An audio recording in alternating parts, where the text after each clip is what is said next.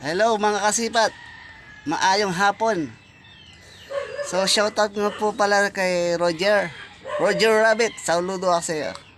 No. So ipapakita ko naman sa inyo yung aking mga ginagamit, no? Mga ginagamit ko sa pamamana tuwing gabi. Ito yung ginagamit ko, yung flashlight. Waterproof siya, nilagyan ko ng interior, no? Ayan. Tapos ito po yung bago. Itong bago kong flashlight, malakas po siya. Yan. Yan. At ito po yung isa pa. Bali tatlo nga po palang ginagamit kong flashlight. Ayan po siya. Yan. Original po siya, no? Original na flashlight po siya. No, wag po tayo bibili ng local at bilhin po natin yung may pangalan na, no? Yung kilala na baga, no? Ito pa yung ginagamit ko namang na ano, na panyapak. Ito, ordinary lang po siyang panyapak na ginagamit ko, no? Yan. Yan, bali dalawa po siya. Dalawang panyapak po yan. Yan, para mabilis po tayo lumangoy sa gabi, no? At gumagawa rin po tayo ng pana, no? No.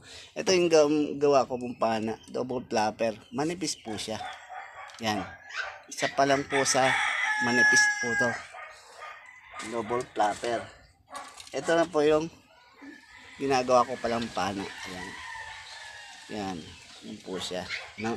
Yan. At meron din naman po akong pana na panggabi. Ito po siya yung lagi kong ginagamit. Ayan. Ayan. O, marami na po nahuli yan, no? Ayan. Tapos may pana din po tayong takluhan. Kumbaga pang alimasag. Ito po siya. Ayan. Ito yung pana natin na pang alimasag, no? Ayan. At ito pa. Ayan. Ito pa siya. Ayan. Di gatilyo naman, di spring sa ilalim.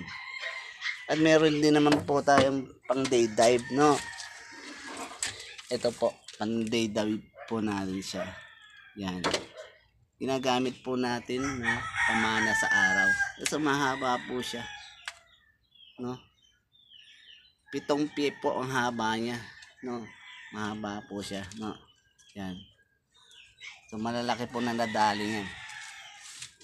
Yan. At ito rin po yung finish ko po na pang gabi. Yan. Yan.